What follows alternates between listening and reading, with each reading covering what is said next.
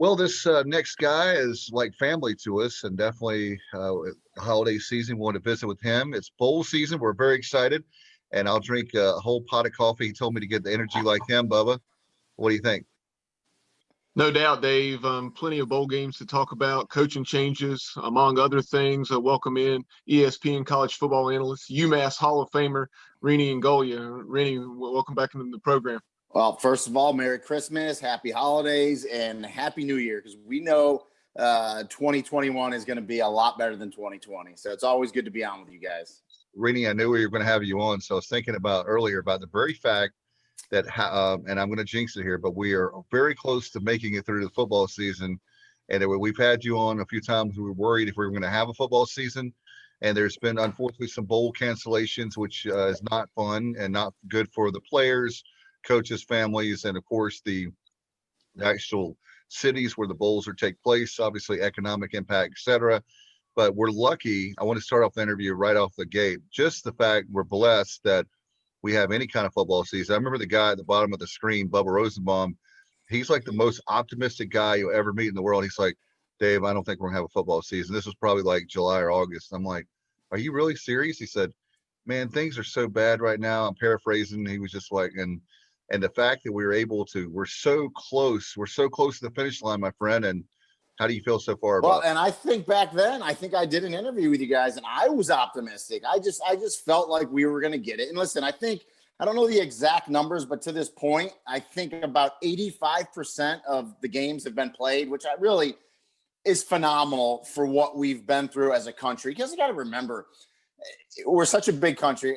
It's not only the greatest country in the world, but every state, right, is essentially like a country, right? And we're all dealing with different, outbreaks and different issues and different, political structures within the state. So the fact that we got 85% of the games played, I think is a testament to the players, how hard, everything they went through, the coaching staffs, the administrations, and then the conferences. I think what was the SEC? I think they ended up playing 69 of 71 games. Phenomenal. I saw today where the Sun Belt teams averaged 10.8 games, almost 11 games. So phenomenal. I think if the Big Ten and the Pac-12 had it to do over again, they would have, although they still got Ohio State in, right? But I think if they had it to do over again, they would have went the model of the SEC, ACC, and Big 12, because that was the way to do it. And the Sun Belt held course, and the AAC as well, the American. So, yeah, I think overall, if you're a college football fan, you're pleased. Yeah, it stinks. Some games got canceled, some bowl games. And really, the big thing with the bowl game, guys, is usually the charitable events, right, that go into the bowl games. The Music City Bowl, which is a bowl I've called before, obviously just got canceled. So, yeah, that's unfortunate. But we knew that was going to happen coming into the season. So the fact that we got as much in and really as much quality as we got in, I think as football fans, I think we're all very thrilled, very happy. Rene, I know you had the opportunity to call Coastal Carolina at least twice. In addition to the Chanticleers, who are some of the other top teams you had the opportunity to call this season? So I actually called Coastal 3 times. So I could probably tell you my schedule, guys, because what happened was at the end of the day, I ended up calling 7 games, and I had 7 games canceled. So it was like 7 and 7. So I was scheduled to work 14. I worked 7. It was tough in the middle of my season because I had 5 straight games canceled. So, I'm scheduled to work games, and I'm starting to prep. And then towards the end of the week, those games got canceled. Now, fortunately or unfortunately for me, in the middle of that, I got COVID too. So my game got canceled, but I was going to miss it regardless. So I guess that was a blessing. I was asymptomatic. I didn't have one symptom, completely fine. The interesting thing was that we went ahead and test, because, obviously I test every week with ESPN. So I would have never known if I wasn't testing for ESPN, but came back positive. So tested my family, my wife, and my 2 teenage daughters. And lo and behold, after a blood test, the doctor's like, yeah, you all have the antibodies already. So you've already had it. So my family had it at some point, and no one knew either. So, but we got through it fine. But to get back to your initial question, yes. So Coastal Carolina, and then obviously some of the teams in the Sun Belt they played. I did the Georgia Southern game, and I had Georgia Southern a couple times this season. Arkansas State, South Alabama. I did Texas State, Louisiana. So I got to see Louisiana in person as well. I'm trying to think because I had so many cancellations. What were some of the other games I did? Obviously, my bowl game I just did, which was a rather interesting bowl. Hawaii and Houston out there, the New Mexico Bowl in Texas because of the pandemic. So kind of a lot of Sun Belt this year. I was strong in the Sun Belt. So, but I'm just happy to have called as many games as I did. Kind of going from that, since you brought up Arkansas State, we'll talk about coaching changes first. That's one of the 11 FBS coaching changes. You had Blake Anderson after 7 excellent seasons there. Well, I guess 6 excellent seasons. And then oddly enough, he moves on after what was his worst season in Jonesboro, but takes a Utah State job. And then you have Butch Jones getting back into things after having been at Alabama the last few seasons since he departed ways with Tennessee. What do you think about that move? And then we'll talk about some of the others. I think they're both good moves. Listen, for Blake Anderson's a really good coach, right? And then, it was funny because what did we say, guys? Oh, the COVID year, it's not really going to be held against any coaches this year. Well, that went right out the window early because I think the Southern Miss coach got released, a couple games in the season. So that kind of went out the window. Here's the thing with Blake Anderson. Obviously we know about the passing of his wife from cancer last year. So I don't know. I'm just totally speculating. I got to believe a change in venue is probably going to be really good for him. And I just kind of think, and I've called games at Utah State, Logan, Utah. It's a beautiful place in the country. Mountain West is a very good conference. It's a great place. And so I think that change of venue is going to be really good for him, just, emotionally and probably physically.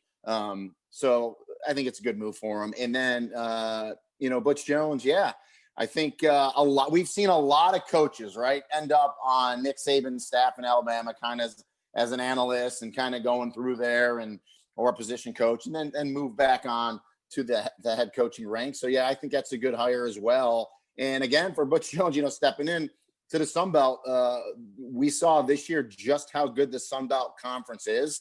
And again, you have to recruit. You're in the Sun Belt is in the SEC footprint. You got to try to get some kids, and they got really nice facilities in Jonesboro. I was up there last year and did a game, so a nice stadium and renovated an indoor football complex and the whole work. So yeah, I think that's a good fit for Butch Jones to get back in it. I think he's a great coach. Speaking of Butch Jones, Rene, because I think he was a guy that was on our short list. Of course, we love Mike Houston. We'll talk about Mike Houston in a minute. But as far as Butch Jones, I just want to get your opinion on this because you're the a Hall of Famer at UMass. You're the football guy, and a great job as an analyst on ESPN. But I think that the Tennessee job right now with Jeremy Pruitt, he's finding out how difficult that job is. We'll talk about Shane Beamer too, but there's some jobs in the SEC that, yes, it's the SEC, but the situation with Tennessee, I love Tennessee. I love their stadium. I love their fans. So it's not like I'm a knock on Tennessee, but I think they're living in the past as far as expectations. And I think back when they were really good, there was not as many teams. Look at Kentucky. Kentucky used to be a joke. I'm pretty much the only school right now that's a joke in the SEC, and I'm not trying to be like Paul Feinbaum, would be Vanderbilt. I think Vandy's the only one that's a hot mess right now. Pretty much every other school is decent or good. And so back then when Tennessee was really, really good, they didn't have the competition that the SEC is. A completely look at Alabama. Alabama's not the Alabama that they were. I mean, back then they were not that. They were mediocre at best, and then now they're really good. Not hating on Alabama, just being honest. Look at Nick Saban. He's an amazing coach. But what do you think about that? Tennessee is really, really difficult. I'm not anti Jeremy Pruitt. I just think that he's got a really difficult task to try to win and meet the expectations of volunteer fans when the reality is like it's almost like if you go 500 in the SEC now, you're doing something good. Yeah, I mean, no, I agree. Listen, teams are a lot better now. We know that. So now I talked about the recruiting. You got to recruit players. So the recruiting pool, you're fighting for more players.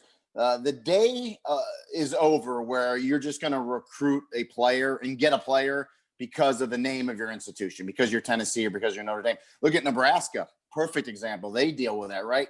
30 years ago, Tom Osborne could go into a living room and they're Nebraska.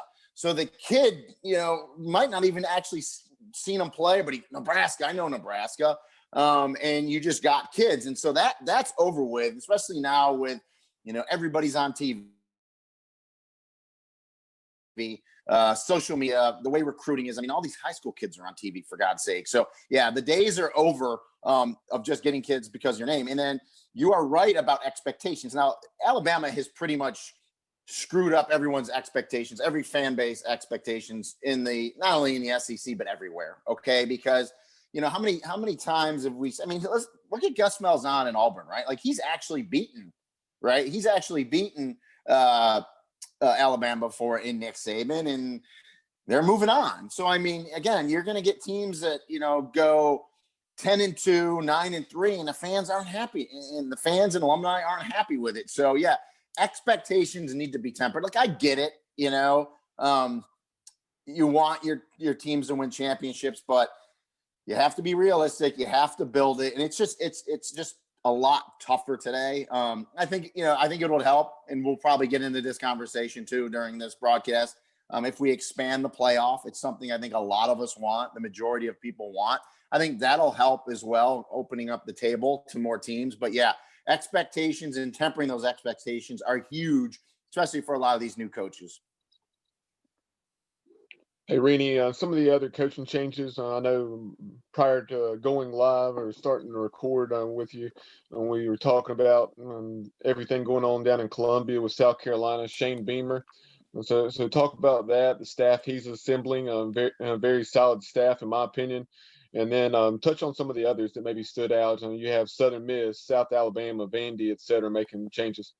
Yeah, so Shane Beamer, I like it because to me it's a fresh hire, right? It's someone that's very experienced as a coach. Obviously, you know what his father did. So Shane has been a coach for many, many years, well-traveled, knows a lot of people, and it's actually going to help in the recruiting game. He hired Pete Lembo, who I know personally came from the Memphis staff, a very good coach. I don't know if he hired him as associate head coach in South Carolina. He may have, because he's that type of guy. And again, you want to hire coaches that are going to be able to recruit in your footprint. And obviously, recruiting's important everywhere. It is super important in the SEC. You need to get those players in there. So I think it's a great hire. Again, I think it's a fresh hire. It's not someone that's kind of knocked around. So I think South Carolina, again, got to temper those expectations. You're going to have to give him a little time, but I think it's a good hire. Vanderbilt, that's a tough job. We talked about that a little bit again. And I think the Vandy fans, their expectations are tempered. I think, that's a place where you can go there. And if you can win, between 5 and 7 games every year, 6 and 6, 7 and 5, go to a bowl game, your fans are ecstatic, right? There's not going to be illusions that you're going to have a 10-win season. Yeah. Would you love to do it? Of course you would. You're going to knock some teams off. You're going to have better years and upset some teams. But by and large, it's a place where you can go and, you could probably have a lengthy career there as a head coach with mediocrity, if you will. South Alabama, Womack, I don't know him personally, but I hear really, really good things about him. Was at Indiana, defensive coordinator, defensive minded, building his staff. And again, South Alabama is a place where brand new stadium, they opened it up this year, but you couldn't really get the benefits, right, because of COVID. So hopefully for them next year, they'll be able to pack that thing. Really, really nice facilities in Mobile. I've been there a couple times. So I think he's in a really good position. And so, the thing is, I think when a new coach comes in, it kind of invigorates fan bases, right? Because you're kind of, starting from scratch and seeing what they can do. So I think they're all going to have a clean slate. Obviously, Brian Harsin going to Auburn, that's another one. Interesting hire, right? Because everyone was pounding on Auburn saying, you're screwing this up. You're making the Tennessee, coaching search look good from a few years back with Butch Jones. So that'll be interesting. He's a good coach. I did a Boise State game last year. He's squared away. He's going to bring his culture in. Can he recruit in the SEC footprint, right? That's the $1 million question. So he needs to bring people in that's going to get that done. But a very good established coach that was on the other side of the country and, did well at Boise State. So it's fascinating. Listen, the coaching carousel will never, ever change. I think in college football, we'll always be talking about it. Again, I think Nick Saban is kind of spoiled Alabama, but spoiled fan bases in that they all want that right out of their head coach at their program. And let's face it, it's just not normal. What Alabama's doing. It's not. So. Yeah, I was able to watch Brian Harson's introductory press conference there at Auburn.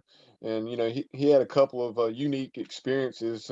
He had crossed paths with Bo Jackson during his time at Boise State, where Bo Jackson talked to the team there with the Broncos. And then he also had crossed paths with the athletic director there at Auburn. So once I heard those two things, it's obviously the biggest, most important being having crossed paths with the AD at Auburn. I was not as surprised about that hire. Sure. And I mean, the other thing too, when you come in as a new coach, I mean, the first thing you have to do is you have to connect with those players on the team, right? If you can connect with them right away and they buy in to what you have, like you always hear coaches say, or you hear everyone say, change the culture, right? And what's change the culture mean? It just means doing things the way your coach wants to. And I mean, you guys, you see it at ECU, right? At East Carolina, like a new coach comes in like a Mike Houston. And if there's a 7:00 meeting, that means you're in your seat, ready to go with your hats off at 6:45 for a coach like that. It doesn't mean you walk in at 7:00 on the nose or 7:01. That's culture. So when you get to a program, a lot of those things happened, right? So you want to change those things. And every coach has their way of doing things, their culture. And so the biggest thing is that the players on the team buy into it. You implement your offense, your defense, you get your assistants in there. And then from there, it's all about recruiting and you're off and running. And you talked about Mike Houston. We'll touch on that some more, obviously, but you're absolutely right. The culture at East Carolina when he got here was, see, the thing is that you were talking about mediocrity, and you're talking about, and I'm not trying to use that in the same sentence as Ruffin McNeil, but that's what some of the fan base thought was going on. It was mediocrity. We can do better. And then after Montgomery, I mean, Montgomery was just not, he's a good coach, just not ready to be a head coach. He was so lost that things went, I mean, south very fast, and they stayed south for so long. Then with the financial troubles, I mean, you could go on and on and on. But now you're starting to see with him, he's getting his players in, and those guys, that's what hurt about the Navy game. And that's what especially hurt for the Tulsa game is we know that they had 4 conference wins, which was a huge achievement for the program. And when you look what's coming back, Rene, I'm telling you, I was saying year 3 for Coach Dooley for basketball. That's been, unfortunately, they can't play the game Wednesday night, but 6-1 start, one of the best ever in the school's history. You look at with 21 coming up, it's a really tough non-conference schedule, but and knowing the AAC very well, but when you look what's coming back, he's finally starting to build that culture. He's finally starting to get those players in. The coaching staff is tremendous. So all it really takes now is just I think what it comes down to is something about is finding a way to win. They've got to learn how to win. That's what's still missing for consistent. Yeah, I agree. And the other thing too, just stay on this topic with coaches.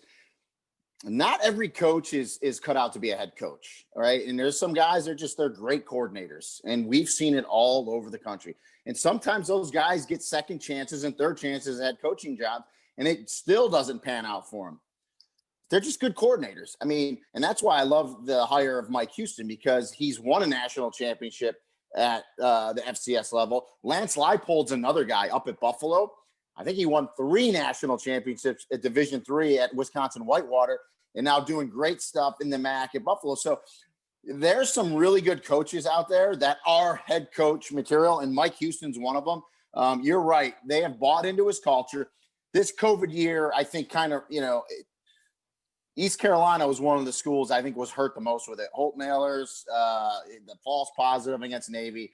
the blown calls. And I think, you guys correct me if I'm wrong, the American Athletic Conference came out and said such after the fact that the calls were blown against Tulsa. So they could have easily, with everything that went on this year with ECU, they could have still easily gone to a bowl game. Hopefully the players, and I know Coach Houston, will use that as a little fuel in the tank going into spring ball and next year. And the other fascinating thing, guys, that we haven't talked about, and this is something fascinating with all programs around the country, is eligibility didn't count against anyone this year. So talking about recruiting as a head coach, you got to recruit your own team, because what seniors would you like to come back? What seniors do these coaches believe will help them again in 2021? So I had a good talk with a college coach this year that actually said, listen, here's the deal. Some seniors are probably going to want to come back, but we don't want them back because we need their spot for an incoming freshman. That's just the truth of it. So a lot of coaches are going to have tough conversations with some of their players. So here's another one. So I just did the New Mexico Bowl. So it was Houston, Dana Holgorsen, and Hawaii, Todd Graham. So Holgorsen said he's going to bring back about 12 seniors, and he's still going to have his full allotment of 85 scholarships. So the NCAA said, in their infinite wisdom, okay, eligibility doesn't count against anybody, but the NCAA also said, but I don't know how you're going to pay for it, because that's what the NCAA does. They just say stuff, and they don't care about the repercussions. So the school has to come up with that money, right? So Houston, he said, I'm going to have 95 to 97 scholarship players on my team next year. He goes, I'm going to go fundraise and get that money to pay for those scholarships. Todd Graham in Hawaii said, we cannot go over 85. So I have to kind of move around. If a couple seniors are going to stay, it still kind of cuts what you do recruiting wise, who you can bring in. So that's really interesting too. So the moral of the story is, it'll be interesting to see what seniors, because inevitably every team's going to bring some seniors back. What seniors Mike Houston brings back at East Carolina. So that's a great thing too, because you're loaded with experience. We saw what De'Ara King hasn't even played in his bowl game yet, but said he's coming back, which is huge for Miami. I just saw on Twitter before I jumped on with you guys, Sean Dykes, really good tight end for Memphis. He said he's coming back next year. So you're going to see some players coming, which I think is it's really smart. Listen, first of all of us that have been through college know it's the best time of your life. So if you can get another year in college, take it. If you haven't finished your degree, it gives you another year to finish it. You could start a master's program. And then, of course, a lot of these guys are kind of looking at their draft position. Who's going in the draft this year in my position versus next year? So, but we're going to see a lot of seniors again play next year. Hey, Rene, before we move on and talk about some of the bowl matchups, wanted to get your thoughts on these two hires. In my opinion, they're tremendous hires for different reasons. But at Southern Miss, you have Will Hall coming over from Tulane. He's a Mississippi native. And then he also had the head coaching experience at the Division II level, kind of like you were just referencing. So you get a heck of a fit there. And then also at UL Monroe, you have Terry Bowden, 64 years young, coming over after spending a couple years on Dabo Swinney's staff at Clemson in a kind of an analytical role. A guy that has won everywhere he's been, 5 different head jobs at a variety of levels. And I think at ULM, there's so many things working against you there. I think you're kind of getting a lot of bang for your buck with Terry Bowden, because last time they had gone the FCS route with Matt Viator. Yeah, no, listen, Bubba, you're spot on. So Will Hall, yeah. So I talked about Shane Beamer being a fresh hire, right? That's the way I feel with Will Hall, more of a fresh hire, but someone that has won before, right? Who's been a head coach before, came up. So yeah, I think that's a really good hire for Southern Miss. And then Terry Bowden, obviously not a fresh hire, but a good hire in that the experience he brings, and he showed, obviously from way back at Auburn, and then most recently at Akron. I did a game when he was at Akron, and just kind of getting back into it. But you hit it on the head, the bang for the buck, right? Because Louisiana Monroe, I did a game there. I did actually a couple Monroe games last year. It's kind of that sleepy little place where, boom, you bring in a big name like Bowden, right? I think that really helps them more so than maybe a kind of a younger up and coming coach. So yeah, I agree with you on both those points, Bubba. So yeah, I think it's going to be fascinating at both those places. You were talking about South Carolina with Shane Beamer.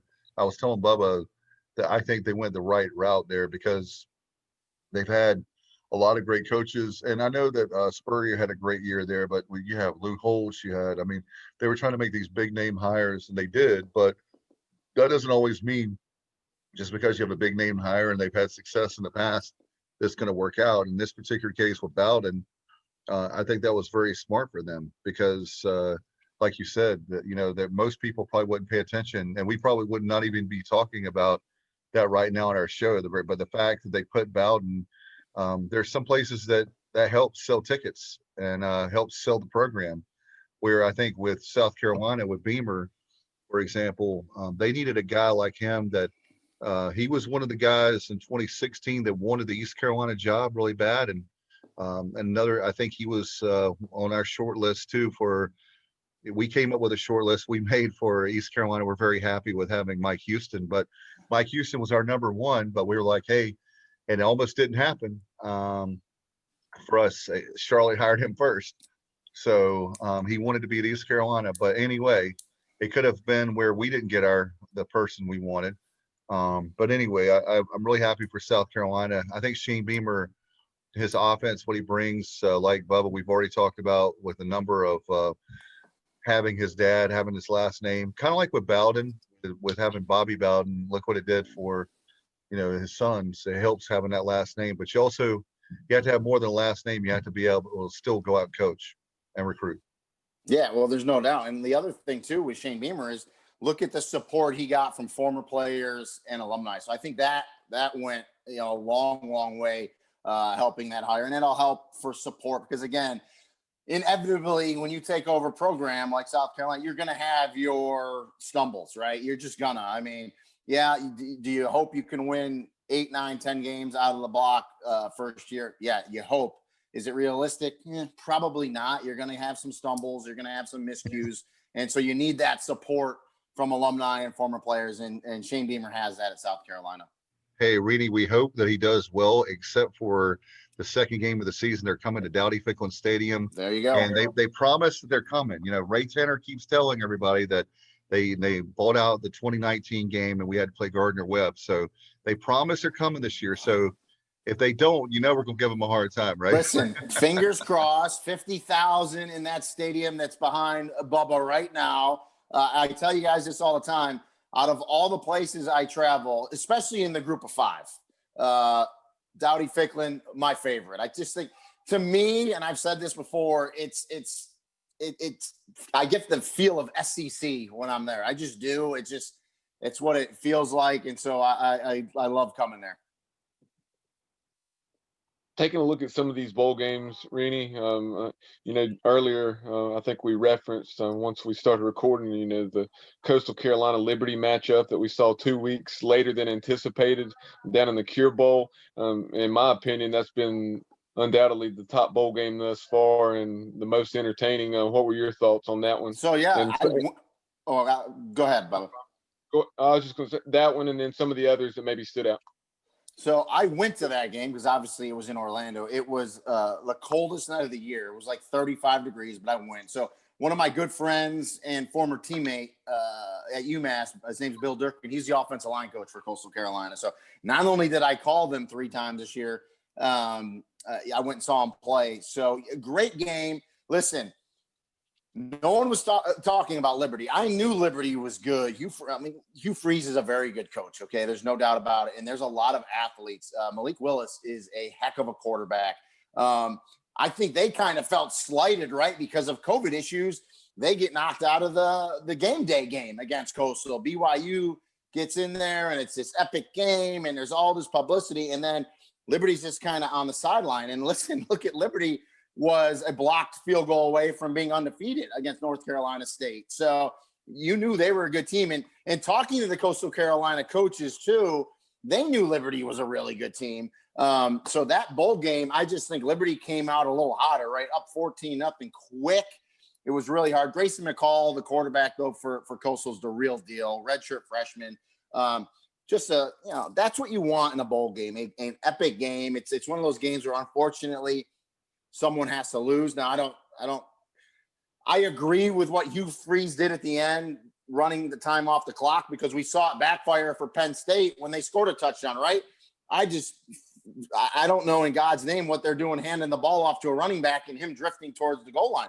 Just let your quarterback keep it and take a knee a couple times and kick the field goal. So that was nuts. When that happened, I thought Coastal was going to win it for sure. But two really good teams.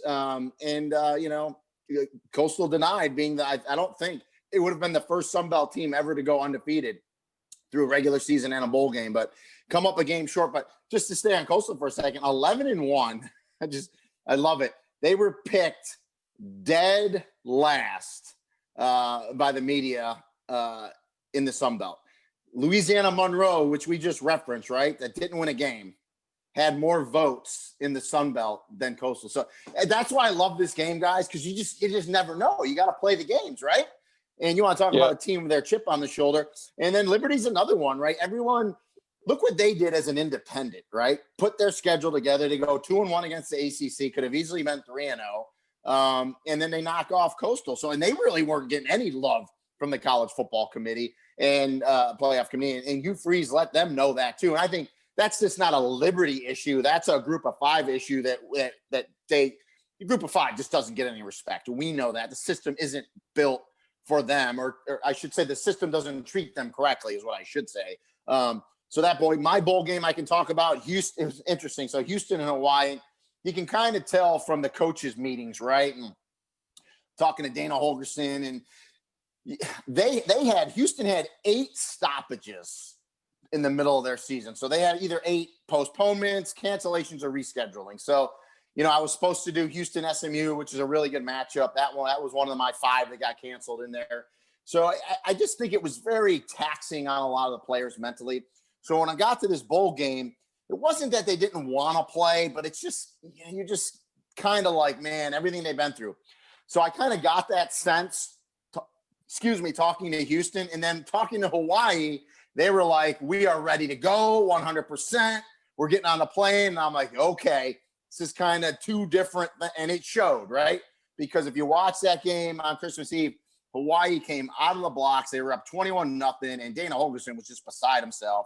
And then you get in halftime, and then obviously he got after his team, and Houston looked really good in the third quarter. And there were really 1 or 2 plays. They give up, you get it back to 1 score, and then you give up a 92-yard kickoff return. Special teams, all 3 phases. So that game was interesting. What other ones have we seen? The Sun Belt's been really good. How ironic is this? The Sun Belt's 4-1, and the one team that lost was their best team in the regular season, Coastal. So I thought Louisiana looked good. They had that game well in hand. Let them come back, but they fight through. App State, another one, right? Looked good. So those ones. Let me see. What other specific games have I watched? There's been so much going on. But we're getting ready. This is a big week of bowl games, so I'm looking forward to it. Yeah, like you're saying, here in the next several days, and you've got 16 more that are scheduled to be played. Of course, you had the cancellation. Yeah. Unfortunately, with the Music City Bowl, Mizzou and Iowa. And one thing that's a real shame, it looked like this was going to happen to Army. Fortunately, they were able to take Tennessee's spot in the Liberty Bowl against West Virginia, which is a unique matchup, or one of many unique matchups in these remaining games. But UAB, Conference USA's champion, it appears as though they're going to be left out in the cold. Well, you thought maybe they would play Iowa, right? So that's what I was hoping. I would assume calls were made, and I would venture to say maybe, I don't know, but maybe one or the other teams just weren't ready to play, because it's hard. Everyone thinks it's really easy. Just schedule a game and play. I give BYU a ton of credit for what they did when they filled in for Liberty to go to Coastal. But when you can't prepare for a team, when you have 2 days to prepare for a team, especially one like Coastal that can run a triple option variation at you, that's what happens. You end up losing a game, right? And I'm not saying if BYU had a week to prepare, they would have won the game. But I can tell you this, they would have had a better chance of winning the game. So it's hard picking up games late. And that's the issue Army was running into, right? Because they had reached out to a ton of teams, the different bowl committees, bowl chairpersons, and no one wanted to play Army because couldn't prepare for it. So they got a matchup for them, and they deserved it. Another team, independent schedule, phenomenal, won the Commander-in-Chief's trophy. So very glad for those kids, especially the seniors, right, that in 6 months are going to be somewhere around the world protecting our freedoms, that they get one last bowl game. So, yeah, I'm looking forward to it. The New Year's Six bowl games, and then, of course, the playoff. It's going to be fun. And you were talking about, I want to go back to, you were talking about Hugh Freeze. Yeah. I think that him being at Liberty, I think that I want to get your take on this. We're talking about the coaching hires, and I can understand people going to the SEC and the like, but you also have a guy like Hugh Freeze who could easily probably go to the SEC or any conference he wanted to, and look what a great job he's done at Liberty. But if you look at Liberty, man, those guys have got plenty of money. Oh my goodness, they've got money coming out of the walls, and I think they're paying in what, Bubba? Is it $3 million a year for a team like Liberty? I mean, you would think it's way up there. And so I don't recall exactly, but I want to say it's 2.5, $3 million. Yeah, it's in that ballpark. So I did Liberty BYU last year in BYU in Provo. So I had a really good conversation with Hugh Freeze and talking to their officials, just learning more about Liberty. And they basically said they want to be the BYU of the East Coast, right? A religious institution, stake their footprint. And you said it, they have a ton of money. Anybody that's ever gone on that campus in Lynchburg, Virginia, has come back that I've talked to said phenomenal. And so I'll give you a story Hugh Freeze told me. So I'm talking with Hugh Freeze, and he went through the whole story about the job. He was going to take an offensive coordinator position. He just said he, didn't want to jump back into the hullabaloo of being a head coach with everything that had gone on, and just was going to go call plays because that's what he loves to do. That's his passion, calling plays, an offense coach. And he said, that's what I was going to do. But, Liberty offered a job, and they flew him up in the whole 9 yards. And he just said he was, taken aback by it and just how great everything was. So he ends up taking a job. But he said when he got up there, they had everything. But he said the one thing he noticed was they didn't have a training table for the players, not only his players to eat, but any of the athletes. So he explained to them, he's like, we don't have a training table. They, well, what do you need, coach? And he said, well, we need this and this and this. He said within a week of him having that conversation, they broke ground. And within like a month, they had something like a 15 or 20,000 square foot state-of-the-art training table with chefs, the whole nine. He told them this is what you need to hire, and the nutritionist. He said they had it all, not just for their football players, for all their athletes. But Liberty can do that because of their money. So, yeah, it's fascinating. But it will be really fascinating to see if they can keep him. Or I shouldn't say if they can keep him, if he chooses to stay there. Because what did we just talk about, right? We talked about expectations at programs, specifically SEC, right? He's one of the guys that's beaten Nick Saban. There's not too many of them that can say they've done it. He's done it, right? So, if another one of these SEC jobs open up, yeah, you got to believe Hugh Freeze is number one on the list. Obviously, his issues, his past. It is what it is. So if you can get over that as an institution, and I would venture to say, with everything that goes on in this world, everyone's going to get second chances, and you're going to get another shot. So it'll be interesting to see if he stays there. But 2 years in a row at Liberty, 2 bowl wins in a row, a 10-1 season this year. Yeah, he's a good coach. What about Rene very quickly, Dave, I'm just piggybacking off Rene's story about the athletic training table there at Liberty. He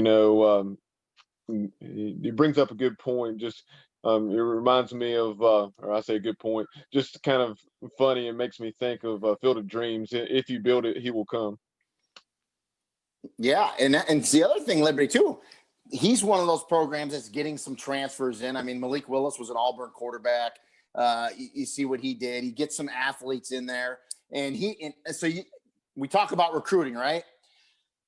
But you still got to coach them up. It's a lot easier. See, the thing with recruiting is, and that's what people don't understand, that's what makes Alabama so good, because if you have 85 scholarship limit, and I want to say their number I want to say someone went through and researched it, and I want to say 83 of the 85 for Bama were 4-star or better, depending on whatever ESPN rating or any of the other ones, 4-star or better. What that does for you is it allows you to miss more often, right? Because inevitably not everyone is going to live up to their expectations of their, So let's say you have 25 5-star guys. Well, maybe only 5 of them are good. Well, 5-star guys is pretty dang good. Whereas at a smaller program or a program that doesn't recruit like that,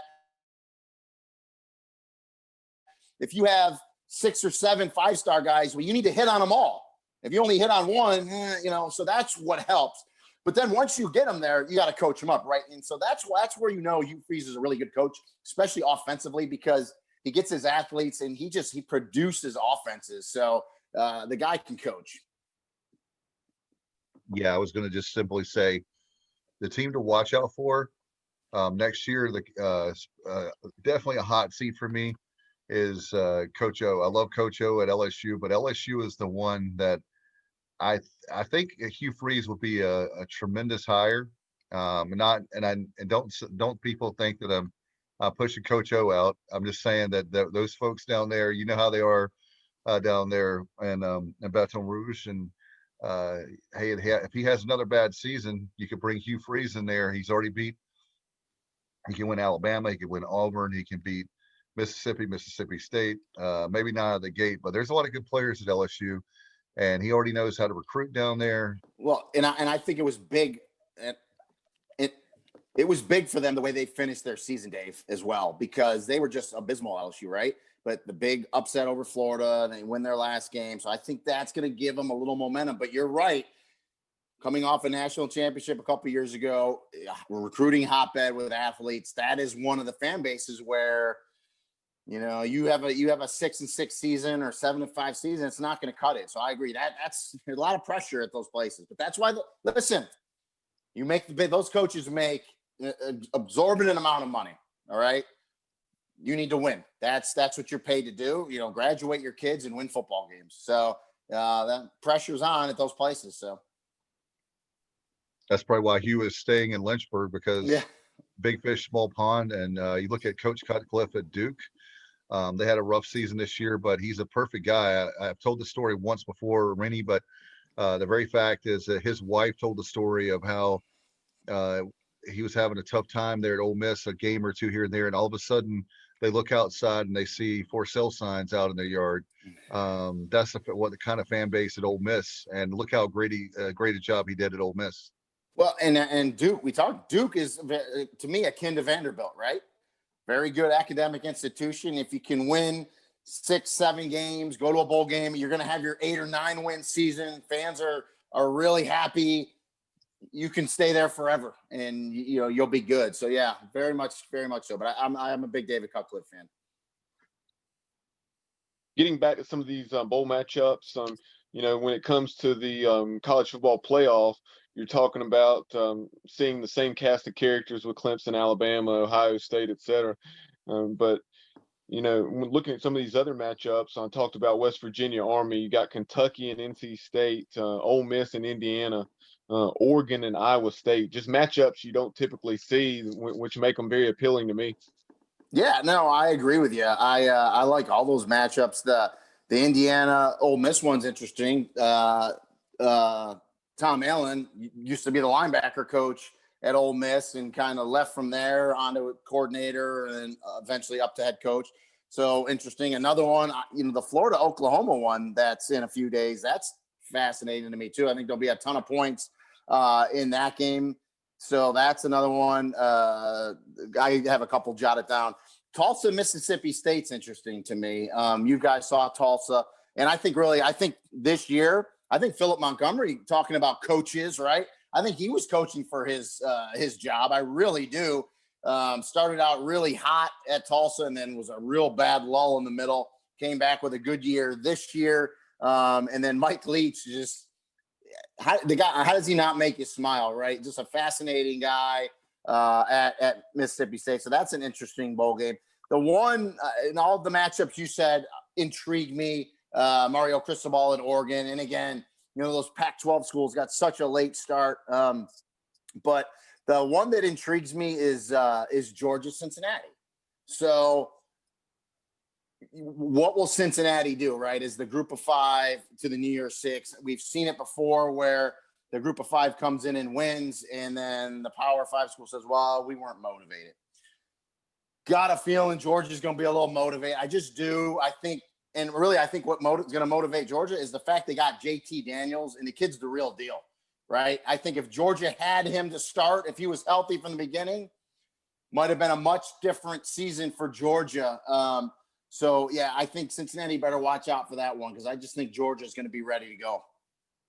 Another game we haven't talked about very quickly is the job that Brent Brennan did at San Jose State, a place that has historically struggled and, had a good season here and there. But number 22, San Jose State, getting the MAC champion Ball State in the Arizona Bowl.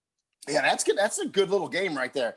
Quick story for you. So I did San Jose State 2 years ago. Brett Brennan was the coach. They played Army. Army beat them 50. I think it was 55-0. 55-0. Now, granted, Army wasn't the team 2 years ago. They were this year. And so I don't think San Jose State won a game that year. So it just goes to show you, stay the course, get your culture in. Brett Brennan, if you don't know, got that job. He was the wide receiver coach at Oregon State.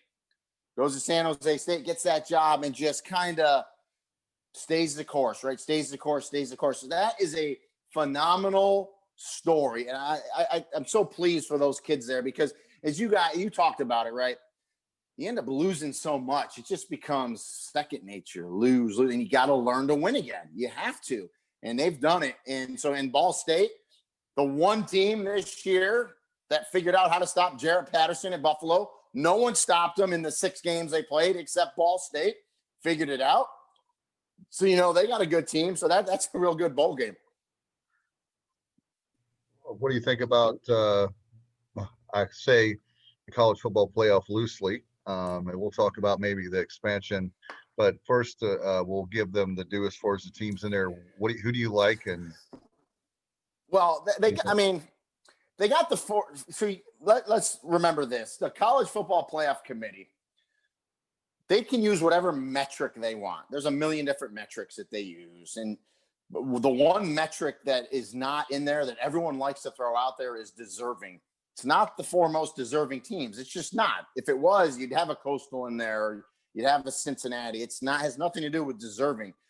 They are tasked with putting the 4 best teams in there, using whatever metric they see fit as a committee member. So do I think they got the 4 best teams in there? I do. And we can argue all day about Ohio State only playing 6 games. I mean, is that a competitive advantage? Of course it is.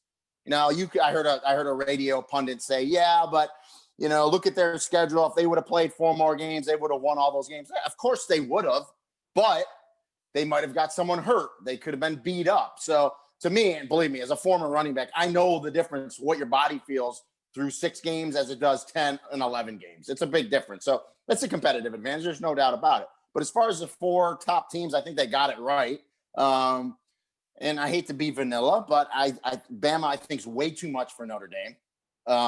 And I think Clemson, I love the swagger or the attitude, however you want to call it, that Dabo Swinney has over Ohio State, over what we just talked about, the 6 games, how we put them 11th in the coaches poll. A lot of coaches wouldn't do that because they know it's going to tick them off, and he doesn't want to give billboard material. Dabo Swinney's just telling you, I don't care. My team's good enough. And Trevor Lawrence is the real deal. I wouldn't be surprised if he wins the Heisman Trophy. So I think we're looking at a Clemson. Here, look, I got this shirt. I went to this game back in 2017 where Clemson won late in the game. I was sitting right at that end zone. My wife was a lifelong Bama fan, so I bought her tickets to that game. And, of course, Clemson wins the game in the end zone, right where we're sitting right on the goal line. But it was an epic game, and that's what you want. And I think that's what we're going to get. I think we're going to get a rematch of Alabama-Clemson. No doubt about it. I think you're right about the teams. I think what comes down for me, though, is the fact that if you look at East Carolina, our alma mater, Bubba he might as well be We'll give him a degree from ECU with his parents and everything. My gosh. But anyway, you look at East Carolina. If East Carolina goes 12-0, and they're going to make some excuse why they wouldn't be able to be in the playoff. Whereas if they have, I'm a guy that believes in 16 teams. I believe there should be all the champions. It makes the championship matter. And then there's going to be some situations in the SEC, for example, where there's 2 or 3 other good teams that are deserving to be in there, and they deserve to be in there. So I believe it's more money. There's 15 games if you do the math for a 16-game playoff versus 3 games that we have now.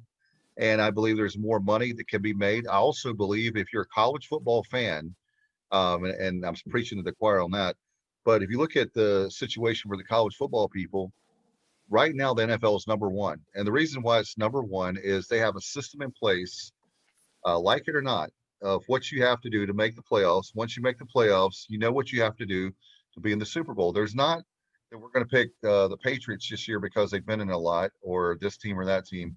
And I think that college football has the potential to be the number one sport in America if they will expand the playoff. I really, really do.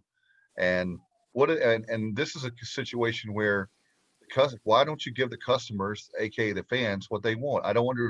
I've always wondered that, because if you look at college football when we were growing up, Rene, the fact that it used to be just a few football games on television. Now there's 500, thankfully. Yeah. But it's always been this arrogance, or there's always been this, Penn State, Alabama is better than you, and so forget everybody else. And that's what I'm bothered by, is that every other sport, look at college baseball. You have a Coastal Carolina that wins a few years ago. They won the whole thing.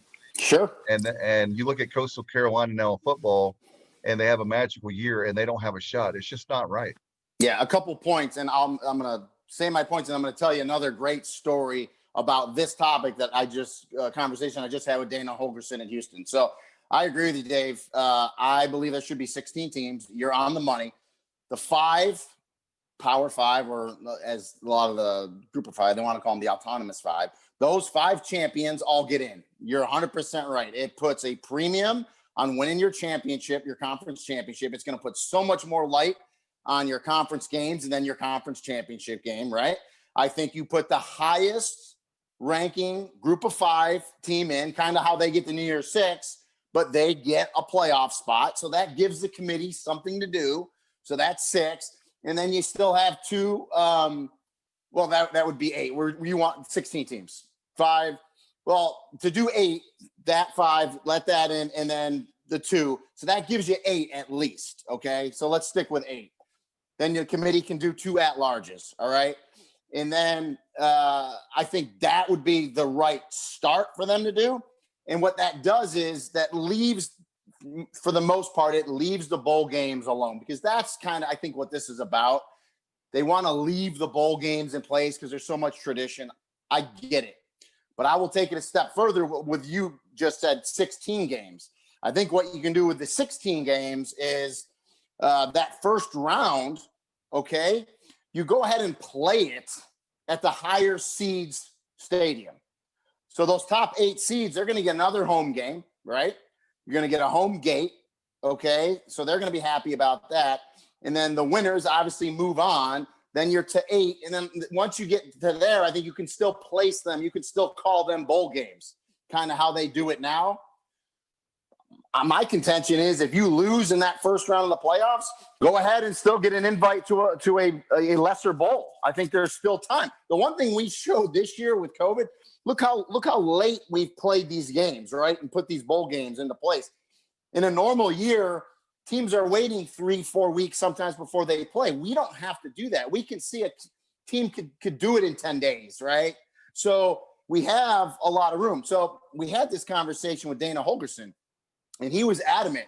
He agrees with you, Dave. He said it should be a 16-team playoff, okay? And then he actually, and I think it's a fascinating thought, he thinks we should play bowl games week 0. And he said there should be bowl games all over the country because he goes, it's akin to the neutral site games that we see that are really exciting in week 0. And he said you can have all the pomp and circumstance that you have in a bowl game. You can still do all the charitable things. You can bring the teams in. You can bring them to different venues. Do all the charitable stuff. All the fan bases are happy because everyone's 0-0. They all think they still have a chance to win a national championship. So do the bowl games at week 0. And I just sat there and thought about it for a second. I go, he's actually probably onto something. And then play your season and then have a 16-game play. I mean, at that point, if you honestly did it that way, you could really have a 24-team playoff like FCS does. So there is ways out there to fix the issue. Will the powers to be fix the issue? I guess we're all held hostage to see. But baby steps. I think 8 for sure. I think we can do 8 really easily. I think the 5 champions, the top group of 5 team gets an automatic, and then 2 at-larges. That gets us at 8. And again, I think you can name, you're going to have a couple extra games, or you just give them bowl games. I'm sure that the Citrus Bowl, VRBO Citrus Bowl could take one of those, or the Gator Bowl. I mean, there's bowls you can put it in there and make it happen. So I think if we get to 8, but yeah, I think 16 is fascinating too. And like what Dana Holgorsen, because Dana Holgorsen was saying, he goes, I played, when I was at West Virginia, we played in a bunch of these neutral site games in Dallas and Arlington and these really great venues. And he goes, it's just the crowd's electric. Everything's great. It's just the beginning of the season. So it was an interesting take on it. Rene, the final thing I want to get your perspective on, having not only played in college, but played in the next level in the NFL. Just what are your thoughts on a growing trend in recent seasons as far as guys opting out? Yeah, I don't like it. I mean, I get it. It's easy for me to say, and I'm a traditionalist. I'm an old timer. Like, I think you stick with your team. Like I was like this year in the beginning of the year, you had guys leave, opt out because of COVID. I get it. I think that is a different set of circumstances. But how many guys did we have play this year, right? That opted out at the end of their season. So to me, it's like, okay, you're not opting out because of COVID. You just played the whole dang year. And to me, you're giving up on your teammates. So that's the most troubling thing to me, because you just leave your teammates in a bind. Your teammates need you. And so that, to me, what hurts the most. Now, in a normal year when there's not COVID, we're seeing it happen. The trend has happened where if it's not a playoff game, guys are opting out. I don't like it. I get it, because, there are people, their advisors are in their ears saying, you're a first-round pick, you're done, shut it down, you don't have to do anything. Well, the reality is you probably could have shut it down at the beginning of the season, right? Let's be honest. So, but you still played. So I don't know what ends it. I really don't. I don't think it's going to stop anytime soon. I don't like it. I wish guys would, and it's kind of akin to, if you're a quarterback now and you get to a program, you don't win the starting job after a year, you're in the transfer portal. I don't know what you guys might know the number. I think there was like 600 guys in a transfer portal right now. That's nuts. There's nowhere for these kids to go, especially we just talked about seniors are going to be able to come back, some of them. Where are all these players going to go? It is absolutely bonkers. That's why I love Kyle Trask at Florida. He sat behind Felipe Franks. He just waited. He gets his shot, and he's dynamite. Now, he might not win the Heisman, but he's a Heisman finalist. He's going to get drafted. He's going to play in the pros. Did it the right way. He didn't bail on it. I mean, there's a kid that probably could have started for 30 schools in the nation. Stayed at Florida, waited. That's what I like, because I think that builds character, guys. You want to talk about culture and just, at the end of the day, that's why I'm so passionate about college football. And I tell people this all the time. You have 18 to 22-year-old young men, and if they're in the right system and they're learning from the right coaches, they are learning life lessons right now that they don't even realize they're learning. And when they're 30 and they're 40 and they're 50 and they have kids and they're in another career, because again, what is it? 1% of 1% make it to the NFL. The life lessons these young players are learning now will pay dividends 20, 30 years from now. And again, they don't even know they're learning them now. So I'm really passionate about this sport. That's why when I think you opt out on your team and you bail out, and it's, to me, that's a sign of things to come later on. So. Hey, and to your point about so many guys being in the transfer portal, that's something that East Carolina head coach Mike Houston, who had so much success at the Division II and FCS levels, he said you're really going to see some trickle down effect, and see even more guys going the FCS and D2 routes, and seeing those programs get some tremendous football players. They're going to have to, because there's no place to go. Like I was talking to Todd Graham, the Hawaii coach, about this. He said when he went to Arizona State, he said that first year he had 15 guys transfer out. And that's part of the whole, we talk about it, the culture. You're inevitably going to get to a pro. Every one of these new coaches that goes somewhere, they're going to tell a player that was existing on that team that was recruited from another coaching staff, they're going to tell them some truths that they don't like. All right. And I just think today in our culture, kids need to toughen up a little bit when it comes to that stuff, with constructive criticism, to become a better player, to become a better person. Unfortunately, they want to bail. They just think, no, you're wrong, I'm going to go to another place. Well, there's not that many places except down. So you're right, Bubba. You're going to see a lot at the FCS and in Division II programs. And before we let you go, how are things at the Orlando PD? Everything good, my friend? Good. So so breaking news for you guys. So I retired. So I officially retired November 1st. I had the opportunity, a little over 20 years. So quick story. Obviously, if I would have stayed longer, I could have had a better pension, but I was eligible to retire at 20 years. So when everything happened with COVID, as you guys know, ESPN, like every business, has been through a lot.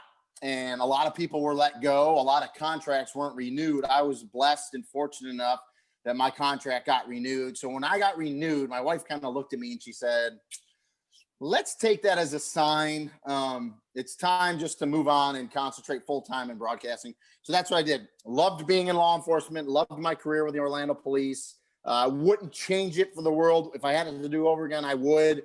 But it was the right time to step away and then concentrate 100% on broadcasting. So, yeah, it's been good. Well, I'm glad you opted out of the Orlando PD. Yeah, that's right. I opted out, but I did. Hey, Bubba, I did my whole time. Right? I didn't opt out early. I got my 20 in. So it's like I got my degree. I just didn't stay for the master's. I decided to move on. I'm just kidding. I'm proud of you, and thank you for your service. That was amazing, and I appreciate you being a great friend. And how can people find your work? Are you going to do anything? Are you going to do anything beyond football? Are you going to be doing any other stuff? Yeah, well, listen, I'm a capitalist, okay? So I will do ping pong if they want me to. So I always put it out there. The interesting thing, and your listeners and viewers might want to know, and I don't know the answer to this yet, but the FCS is planning on having a spring season. So if you check the FCS schedules, like James Madison, JMU, CAA, if you Google it, they're all planning on having a spring schedule. NCAA is going to have a playoff in the spring. It's going to be 16 teams, not 24. Championship's still going to be held in Frisco, Texas. I want to say it's tentatively either May 15th or 16th. Don't quote me on that, but the middle of May. So with that said, I don't know if ESPN will have games on TV. As a fan, I hope they do. I'm assuming they do. And as a employee, I would love to work those games. So we'll find out together. So there may be more football in the spring. There definitely is going to be games. And I see a question. I think Elon is playing in the spring as well. The most of them are, I think, right now, I think just the Ivy League has decided they're not going to play. Patriot League isn't playing at this point. And one of the HBCUs decided not to play. But other than that, everyone is playing truncated seasons anywhere from 4 to 8 games. And I think the NCAA said to get an automatic qualifier, you have to play 4 games at least. So we'll see. But there's going to be definitely a season. And Rene, as a guy that grew up in the 80s in North Carolina, Billy Packer took the money, and he was a color analyst for Putt Putt. So it's funny you say that. So, listen, I work for ESPN. I'm an analyst, but I'm a fan of sports. So I watch and I listen to satellite radio. So Mark Packer, Billy's son, has a show on satellite and the ACC network. And every time I see him, I always think about his dad, Billy Packer, calling putt-putt golf back in the 80s. That's one of the things I have a vivid memory of that. So, yeah, I would call putt golf if they gave me the opportunity to. Hey, No Dave, doubt do you about it. also remember, as far as Billy Packer is concerned, do you remember Mr. Cash? I knew you were going to say that. Absolutely. Hey, if you have the, 1-800-444-CASH. hey, if you have the cash, then we'll take it too. You can be a sponsor on our show. We'll There take you the go. money for sure. Rene, thanks so much, man. Best of luck in 21. We appreciate all that you've helped That's us it. out the last couple years, and we'll make our announcement. But our show has grown tremendously, and you're one of the reasons why. Thanks, man. Appreciate it so much. Thanks for having me, guys. Happy New Year. 2021 is going to be great for all of us. I know it.